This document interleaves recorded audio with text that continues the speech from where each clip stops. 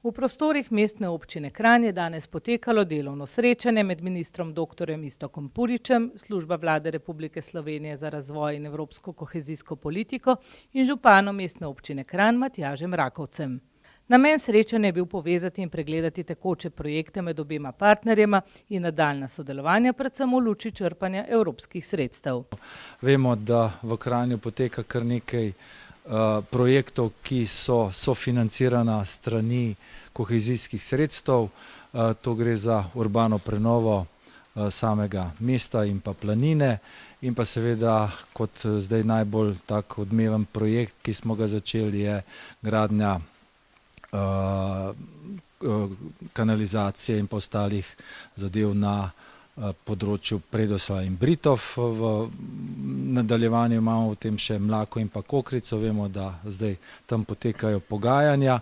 Kar se pa teh velikih projektov tiče, pa seveda obnova, to, kar sem prej omenil, osnovne šole Simona Jenka v Gaju in pa kar nekaj projektov še znotraj samega mestnega jedra in pa na planini. Med prioritetnimi nalogami na položaju ministra dr. Puriča je ureditev informacijskega sistema za črpanje evropskih sredstev. In o čem sta govorila danes? Pogovor je tekel bolj v smislu medsebojnega sodelovanja, ki ga pač v službi pogrešamo na vseh nivojih. Večkratna srečanja z lokalnimi, deležniki je tisto, kar si mi želimo. S tem spoznamo tudi realne probleme na terenu in nam je kot izhodišče za, celovitejši pogled na kohezijsko politiko kot celoto.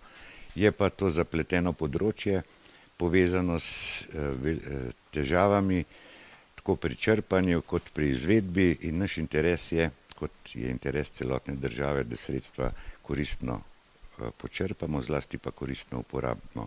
Kranj je primer, ene dobre prakse, morda se Kranjčani tega ne zavedajo, ampak v primerjavi z ostalimi so v Kranju ljudje, ki znajo ta posel uspešno upravljati.